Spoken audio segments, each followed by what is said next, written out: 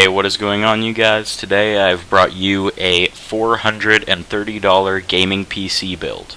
Now, keep in mind, this computer will run any game maxed out besides PlanetSide 2. And the reasoning for this is PlanetSide 2 is terribly optimized. So, yeah. Thanks for watching, guys, and I hope you guys like the video. So, the first part of our build is going to be the CPU. We're going to be using the AMD A6 CPU, which runs at, I believe, 3.8 gigahertz, and it goes up to a 4.1 gigahertz turbo. This is a great CPU. It'll handle all your games pretty well. It's a 4-core, so no worries there. Most games only use 2 to 3 cores. Right now, Battlefield 4 is optimized for 3 or 4 cores. I can't remember, but yeah. So this processor is definitely not going to bottleneck your build at all in any way. To keep our CPU nice and cool, we're going to be using the Arctic Cooling CPU cooler. This will keep your processor under load at about 34 to 36 degrees Celsius. So this is definitely a plus. For our motherboard, we will be using the ASRock A55M VS. This is a great motherboard and will handle everything that you want to put on it. It's great for future upgrades, SLI, anything like that. It's going to be great for this PC build in particularly because it's the MF2 socket, which I'm pretty sure will hold 64 gigabytes of RAM for future upgrades. Now for memory, we're going to be using ADATA 4 gigabytes of RAM. This is 2x2, meaning there's two 2 gig sticks. So this memory is pretty fast. It's 1600 megahertz. Definitely the sweet spot for this build. Great for the price and everything. The average pricing for this particular memory seems to be about $40, so that's actually very good on 4 gigs of RAM. Could find it a lot more expensive. So yeah, this will definitely handle the CPU and everything else quite well. Now storage is a very, very, very big deal to gamers. So I figured we would use a Hitachi 500 gigabyte hard drive. This is an important thing to have because it's only $60 a steal for 500 gigabytes, a very good price. You can find most 1 terabyte drives at $120 and over, so this is definitely a great deal for how much this hard drive can hold.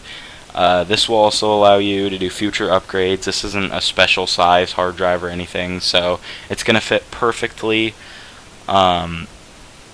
with all your sockets and everything. So yeah, this is a great hard drive. GPU, also a very, very, very big deal to gamers. For the GPU, we will be using the Asus Radeon HD 6670. This is a great card.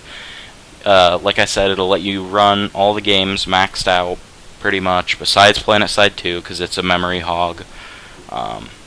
It'll run Battlefield 3 at Ultra 1080p just fine. So this is a great budget card. It's coming into the market at an average of $81. Highest price I'm seeing is $108, but this particular card, I think in this build, will be about $73. Now, your case is also, like I said, for the last 2 items, a very big deal. For upgrades and future components that you want to add, you want to have a pretty big case, but you don't want it to be obnoxious. I myself am not a big fan of full tower cases, so I decided to go with the Antec 1 ATX mid-tower case. This will hold most of your graphics and everything.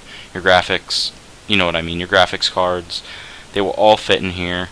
I myself have one the same size as this one, and I can hold up to 4 GTX 780s SLI'd.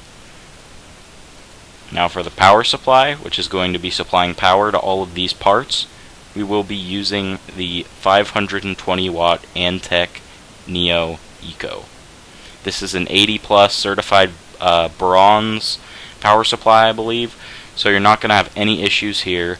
Great for future upgrades. 520 watts is plenty for this build.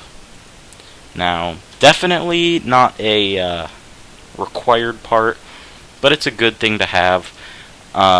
If you want to get the optical drive, it's going to be an Asus DRW24 F1ST DVD/CD writer. Nothing really special about this. I mean, just like any other one. It'll run all your CDs and everything. I mean, if you have games on CDs or you need to install drivers, this is going to be perfectly fine. So, yeah. So our total in this build is going to be $427. A steal for all of this great hardware. Now, the base total was $450, but with all these mail-in rebates that have been around for a while, we got minus $28. Shipping is only $8 total. It's about $7.98, but you know, that's still $8. So yeah, for $430, guys, it's not going to get better than this.